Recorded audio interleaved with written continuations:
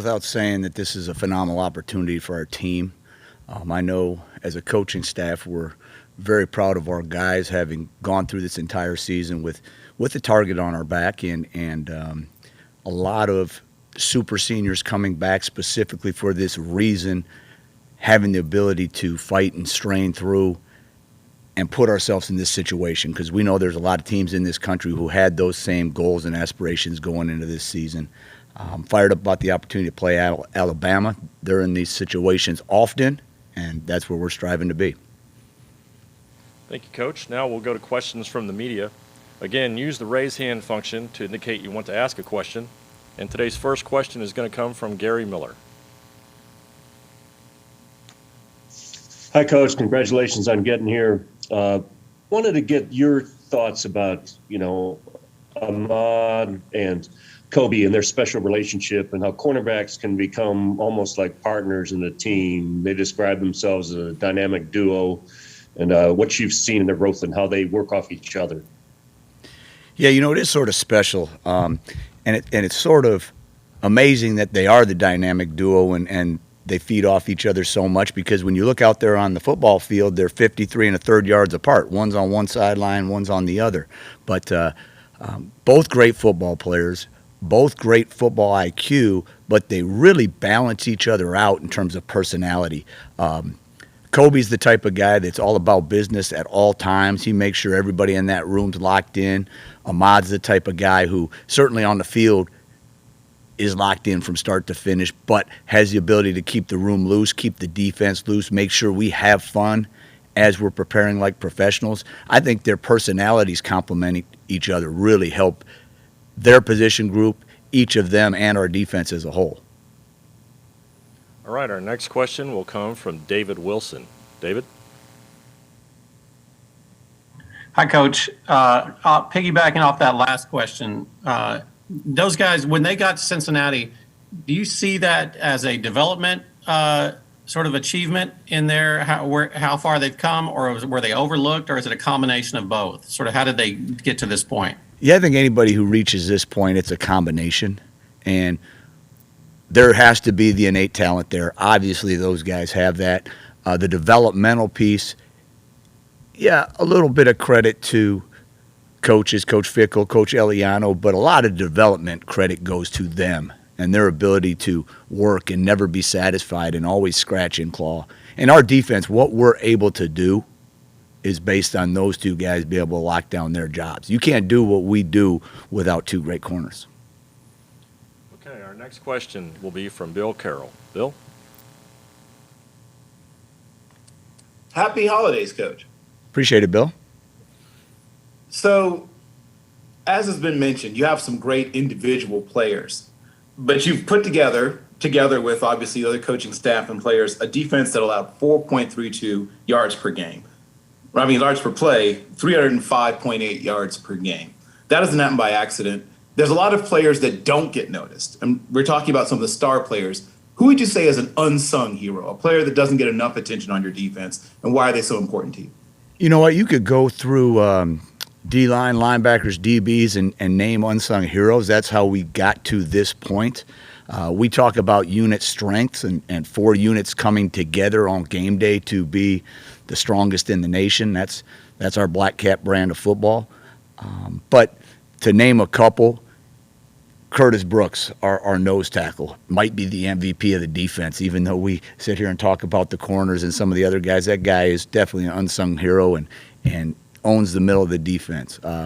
Joel DeBlanco as the Mike, having the ability to communicate and run the show and finish plays as well. Probably doesn't get enough credit for how he finishes plays. The safeties, Arquan Bush. You don't get to this point as a great defense without having leaders and unsung heroes in every single position group, and I feel like that's what we have. All right, our next question will come from Eric Olson of the Associated Press.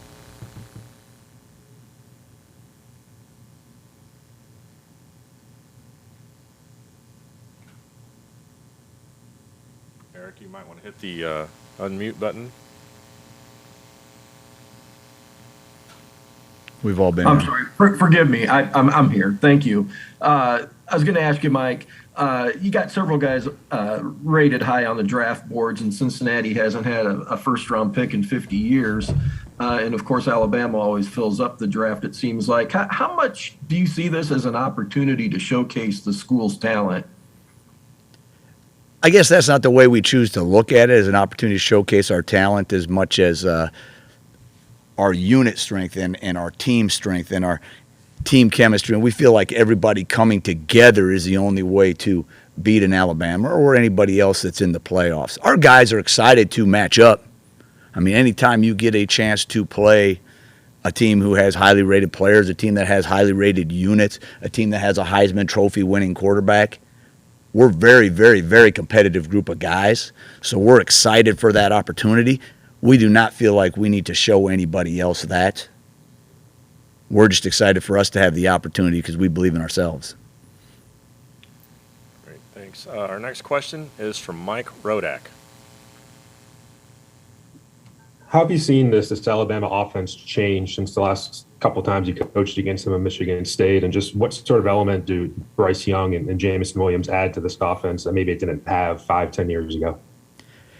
You know, you play these guys, and there's going to be superb talent at various spots, and it's just a matter of who that person is and what position they're playing. Every time I've faced Alabama, there's been big-time wide receivers.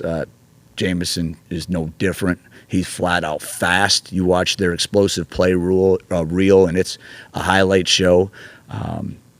Bryce Young, a quarterback, he's unbelievable. He knows where to go with the football. He understands, even when free pressure is coming, how to drift away from that and buy himself a little bit more time. He has the ability to extend plays.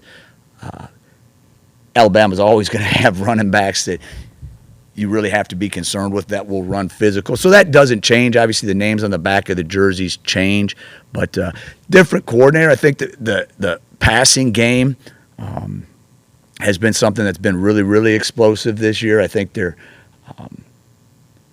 ability to get different receivers and play to their strengths has been something that we're aware of. Obviously, some guys are in, some guys are out. That'll change game plan. We're going to have to adjust during the game. But the bottom line is they have great players. They've had great players in the past. We feel like we have great players, and I know our guys are excited just to have the opportunity to go against the best. And we feel like that's who we are as well. So, yeah, great players. We're excited to go up against them. We feel like we have guys that match up, and they're excited to do it. Our next question is from Ralph Russo. Hi, Mike. I have a question about dealing with really good tight ends. I mean, you see in the NFL now, it's become a revolution. These freaky athletes, obviously they're coming from the college game, but we don't see quite the same level of production. I guess other than them being big, strong, and fast, what is challenging about dealing with a talented tight end in the college game? You know, Alabama specifically, they have three different tight ends that have three different skill sets that you have to be aware of. All well-rounded, but differing strengths.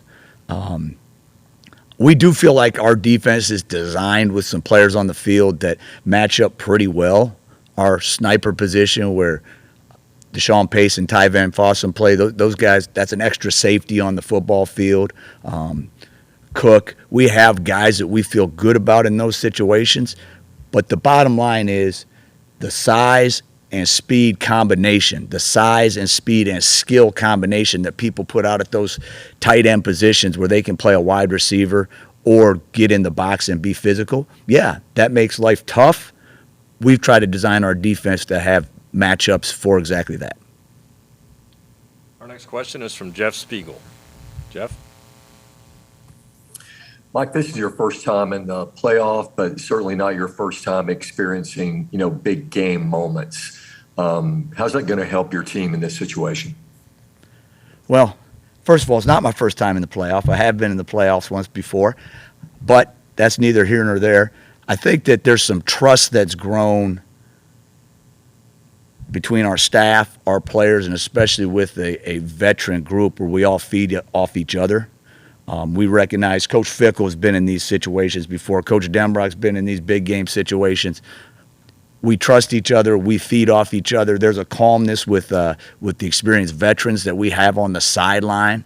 And that's something I've really noticed this year, especially, hey, we faced some adversity. We had a stretch there where people were giving us things that we'd never seen before, and we have to adjust. And that experience and that trust will be a huge factor because we know we'll take some punches, but we're just going to keep delivering the body blows, continue to fight, continue to fight, continue to fight. That's what we believe is our identity, and that's what we'll hang on to, and we trust each other. Our next question is from Dan Tortora. Coach, just what you could say about Luke Fickell, what he's meant to this program and what he's meant from his vision that you've heard and what he's addressed over time to getting to this point right now where you are on the nation's highest stage. Yeah, he's a special person. He has the ability to really push guys when they need to be pushed and make sure we are really prepared and about business when it's time to do that, but also allows players and coaches to be individuals, allows players to have a good time, have fun, celebrate. So there's a great trust in our team, in our leader, because we know he will have us prepared. He wants what's best for us. He wants us to have a good time. And we've talked about, enjoying this experience, believing in ourselves, knowing that being us, being the Bearcats, playing Black Cat football, that's enough. That's enough. So there's a high level of trust. Everybody sees his vision. We believe what he tells us. And it trickles all the way down from the top to the bottom. There's no doubt about that. So our guys will be in there believing in the Bearcats. There's no doubt. We're ready for this.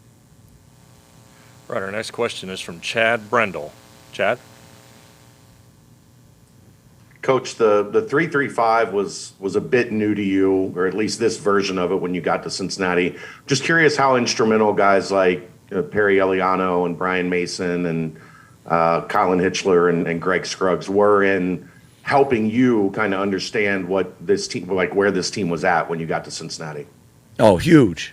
Those are great coaches, great football minds. But more importantly, you could tell right off the get-go that they were all in and we were in it together. But they were huge. There's no doubt. I did not walk in the building thinking that with this veteran group of coaches and this veteran group of players that we were going to change a whole bunch of things. We had to be who we are. We had to continue to play, for the most part, exactly how we've played in the past because our kids believe in it. It plays to our guys' strengths. Obviously, you always adapt. You always evolve. I have to be who I am as a coach. I'm not trying to be somebody else as a coach, but their knowledge, I lean on them to this day. There's no doubt. I lean on those guys to this day and really appreciate the fact that it was obvious we're in this together, family. All right, we have time for one more question, and that question is from Bill Carroll. Bill? Thank you again for your time, Coach. You have, as you mentioned, an extremely high defensive IQ between your coaching staff and a lot of your veteran players.